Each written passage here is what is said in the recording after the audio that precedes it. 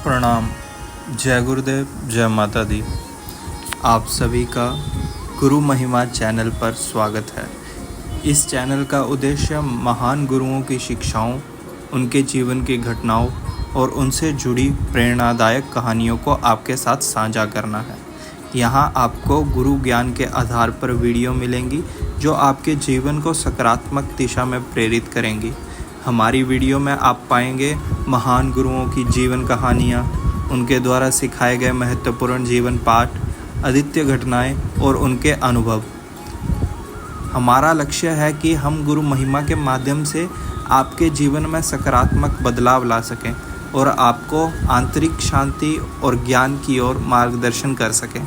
अगर आप भी गुरु ज्ञान के माध्यम से अपने जीवन को सार्थक बनाना चाहते हैं तो हमारे चैनल को सब्सक्राइब करें और बेल आइकन को दबाना ना भूलें ताकि आपको हमारे नए वीडियो की सूचना सबसे पहले मिले।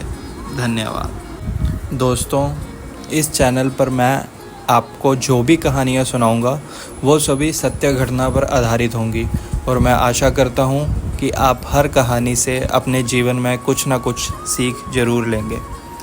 इस कहानी की शुरुआत मैं एक कबीर जी के दोहे से करना चाहूँगा।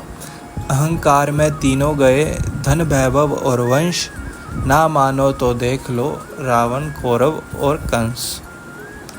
हमारी कहानी भी लगभग इसी से जुड़ी हुई है, पूरी तरह से नहीं लेकिन कुछ इसी से जुड़ी हुई है। आशा करता हूँ आप ध्यान से सुनेंगे। और हाँ, अगर कहानी सुनाते वक्त मेरे से कोई गलती हो जाए या कहीं मैं कुछ गलत बोल बैठूँ तो मुझे क्षमा करना।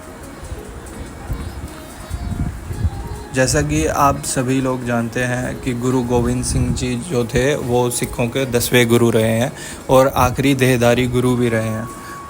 मैं आपको बता दूं, उन्होंने खालसा पंथ की स्थापना करी थी 13 अप्रैल 1699 को, बैसाखी के दिन की गई थी और इसके पीछे काफ़ी महत्वपूर्ण कारण थे। मैं आपको बता दूं, वो समय ऐसा था जिस समय पे गुरु गोविंद सिंह जी रहे हैं, वो दौर ऐसा था, उस समय भारत पर मुग़लों का काफ़ी अत्याचार था। जो हमारी बहन बेटियां थी वो सुरक्षित नहीं थी और काफ़ी कर वसूला जाता था गरीबों से, मज़दूरों से, यात्रियों से। अगर कोई यात्रा करने भी, अपने तीर्थों की यात्रा करने भी जाता था तो उनसे भी टैक्स वसूला जाता था, जजिया कर बोला जाता है, वो वसूला जाता था मुग़लों की तरफ से। और वो शासनकाल औरंगज़ेब का था और वो काफ़ी क्रूर राजा माना गया है हमारे इतिहास में भी। वो इस्लाम का प्रचार ज़्यादा करते थे तो वो ज़बरदस्ती लोगों को पकड़ के ज़बरदस्ती इस्लाम कबूल करने पर मजबूर करते थे। तो इसी के ख़िलाफ़ जो है गुरु गोविंद सिंह जी ने एक खालसा पंथ की स्थापना करी थी। वो एक फ़ौज थी, गुरु की फ़ौज थी, सिखों की फ़ौज थी जो हमेशा धर्म के लिए लड़ती थी और अधर्म का विनाश करती थी। वो किसी से डरती नहीं थी और कभी पीछे हटती नहीं थी। वो हमेशा यंग में सबसे आगे रहती थी और हमेशा फ़तेह करी है। गुरु के नेतृत्व में उन्होंने हमेशा फ़तेह करी है, चाहे कोई भी यंग हो। तो आज की मैं कथा शुरू कर रहा हूँ। बात उस समय की है, तब गुरु गोविंद सिंह जी ने हुक्म कर दिया था। वो अनंतपुर साहिब में रहते थे, जिसको आनंदादीपुरी भी कहा जाता है क्योंकि वहाँ पे गुरु जी का वास था, तो उसको आनंदों की पुरी कहा जाता था। वहाँ पे वास करते थे, वहाँ रहते थे। तो उन्होंने ऐलान कर दिया कि जो भी हमारे घर पे आए तो भेंटे ना लेके आए, भेंटे लानी है तो सिर्फ शस्त्र और अस्त्र लेके आए जो कि युद्ध में काम आ सके। तो एक बड़ा अच्छा सिख था, गुरु का प्यारा सिख था एक, जिसका नाम था लाल सिंह। वो लोहार का काम करता था। जो लोहार आप सभी जानते होंगे, जो बर्तन बनाते हैं, जो लोहे का काम करते हैं। तो उसने गुरु जी के लिए एक बहुत सुंदर ढाल बनाई थी और एक वर्षा और एक तलवार। तो वो उन तीनों बड़ी खुशी वो गुरु के दरबार में आता है। वो तीनों भेंटे लेके आता है, वर्षा, तलवार और वो ढाल। तो जैसे ही वो गुरु जी को समर्पित करता है अपनी तीनों चीज़ें, तो गुरु जी बहुत प्रसन्न होते हैं, उससे बहुत प्रसन्न होते हैं। और गुरु जी देखते हैं वो ढाल बहुत सुंदर थी, बड़ी सुंदर ढाल थी वो। गुरु जी बोलते हैं, वाह लाल सिंह, ऐसी ढाल तो मैंने आज तक नहीं देखी, बड़ी सुंदर कारीगरी करी गई है और बहुत अच्छी है, मैं बहुत खुश हुआ। और इस बात से क्या होता है कि जो लाल सिंह था उसमें थोड़ा अहंकार आ जाता है। अब ऐसा हो किसी की प्रशंसा हो और उसे अहंकार ना आए, बड़े कम चांस होते हैं। वो कोई पुण्य आत्मा होती है जो इन चीज़ों से पार पा चुकी होती है, नहीं तो ये 5 विकार इंसान को घेरे रहते हैं। लोभ, क्रोध, अहंकार, मोह, ये सब घेरे रहते हैं 24 घंटे। और ये अंगारों की तरह है, ये शांत होते हैं, ख़त्म कभी नहीं होते, बिल्कुल शांत हो जाते हैं। लेकिन हाँ, अगर हम इनको बढ़ावा देंगे तो ये फिर से जाग जाते हैं।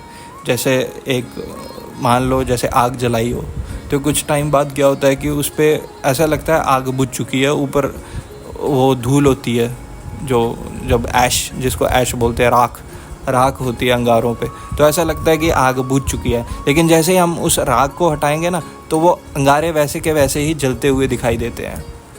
तो उसी तरह ये 5 विकार हैं, ये गुरु की कृपा से शांत किए जा सकते हैं, पर ख़त्म नहीं, क्योंकि ये उसी परमात्मा के बनाए हुए हैं। ये ख़त्म नहीं होंगे। हाँ, ये शांत हो जाएंगे गुरु कृपा से, लेकिन अगर हम इनको बढ़ावा देंगे तो ये वापस वैसे के वैसे ही जलते हुए पाए जाएंगे जब राख हटेगी। तो उसमें लाल सिंह में अहंकार आ गया। तो क्या हुआ, गुरु जी को पता चल गया, उन्होंने लीला तो करनी थी, उन्होंने अहंकार तो तोड़ना था। तो उन्होंने क्या लीला करी, उन्होंने जो ढाल थी उसको ज़ोर से फेंक के मारा। उन्होंने बोला, जा लाल सिंह, तू ले जा अपनी ढाल, वापस ले जा, तू, मुझे नहीं चाहिए तेरी ढाल। जब तू लाया था तो इसमें सेवा की सुगंध आ रही थी, लेकिन अब इसमें अहंकार की बदबू आ रही है, अहंकार की बू आ रही है, तू इसे यहाँ से उठा के ले जा। देखो दोस्तों, क्या हुआ कि अहंकार जो होता है ना, वो सारा काम बिगाड़ के रख देता है। अहंकार, जो गुरु की कृपा होती है ना, वो झुक के ही प्राप्त होती है। अहंकार करेंगे तो गुरु स्थान भी दिखा देता है उसको अपना।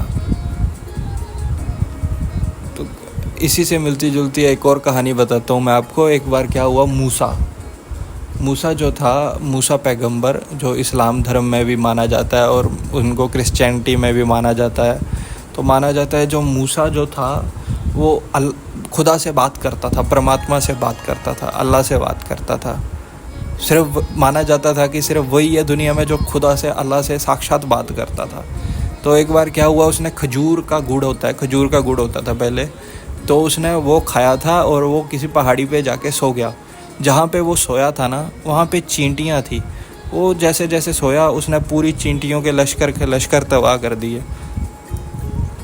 उसके मन में आया कि क्या परमात्मा ने क्या जून बनाई है 84 लाख में से, कोई नहीं, मैं सुबह परमात्मा से बात करूंगा, मैं उनसे शिकायत करूंगा कि आपने क्या जून बनाई है चींटियों की, पूरी रात इन्होंने मेरे को सोने नहीं दिया।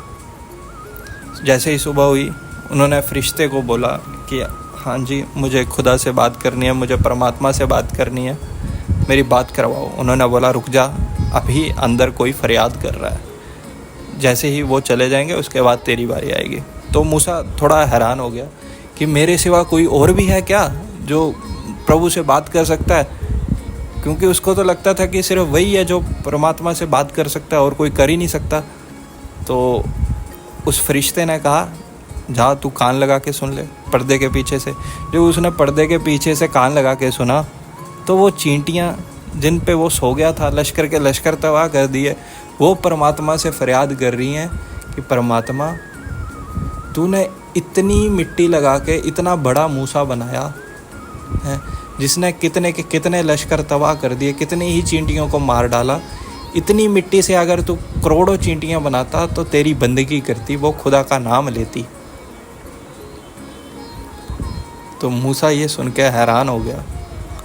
खैर, ये भी परमात्मा की ही लीला होती है कि कभी अहंकार आ जाए तो उसको उसका स्थान दिखा देते हैं, प्रभु उसको उसका स्थान दिखा देते हैं। तो मैं अपनी कहानी कंटिन्यू करता हूँ। फिर आगे क्या हुआ, जैसे ही उन्होंने वो ढाल ऐसे दूर फेंक के मारी, तो लाल सिंह को उन्होंने बोल दिया, ऐलान कर दिया।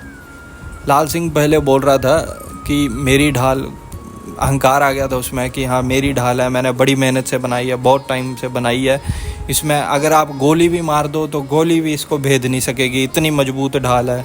तो गुरु गोविंद सिंह जी ने वो ढाल जो थी वो फेंक के मारी और बोल दिया कि जा, तू चाहे तो कल आ जा अपनी ढाल लेके, तेरी ढाल को भी टेस्ट कर लेंगे कि कितनी पक्की है तेरी ढाल, क्योंकि गुरुजी को उसका अहंकार तो तोड़ना ही था।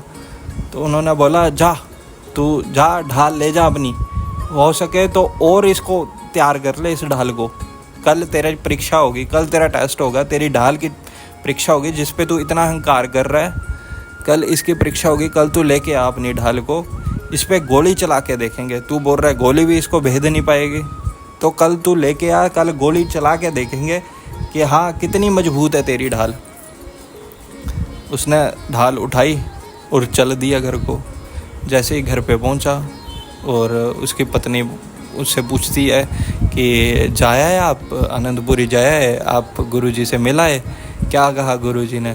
तो वो रोने लग पड़ा, क्योंकि उसको एहसास तो हो गया कि गलती हो गई, क्योंकि वो गया बड़ी श्रद्धा के साथ था, बड़ी आस्था के साथ था, लेकिन उसमें अहंकार आ गया।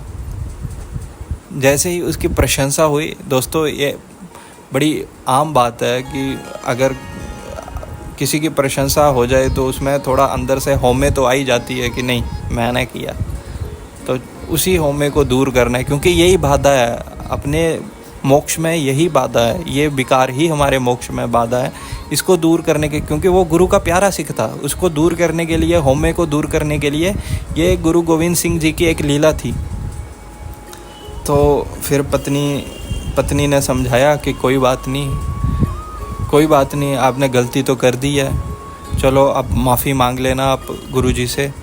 तो क्या हुआ कि उसको एक गुरु का प्यारा मिल गया, कोई गुरु सिख, जो गुरु के बताए हुए रास्तों पे चलता है, उसको गुरु सिख कहा जाता है, गुरुमुखी।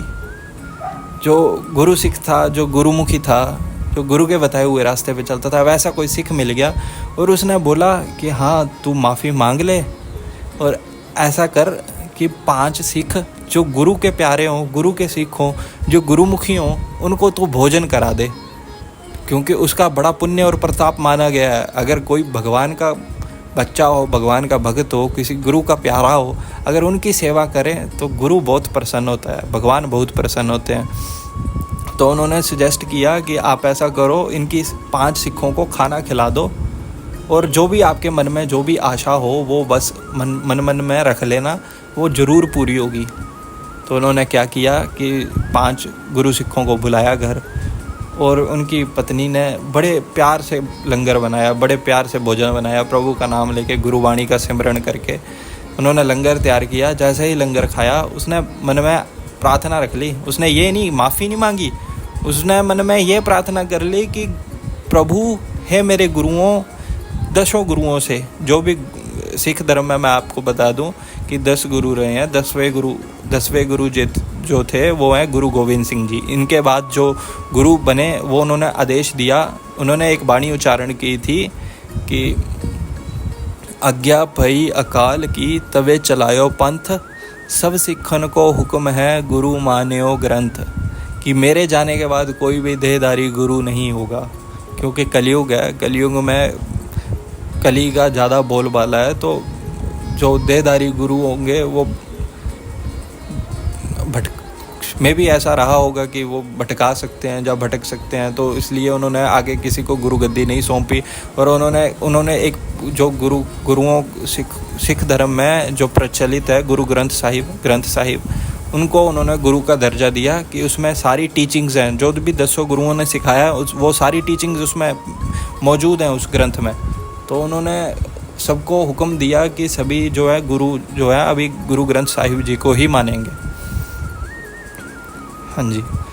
तो उसने क्या हुआ कि जो लाल सिंह था उसने मन में आशा रख ली कि हाँ मेरी ढाल की परीक्षा होगी तो गुरुओं मेरी रक्षा करना कि मेरी ढाल टिकी रहे।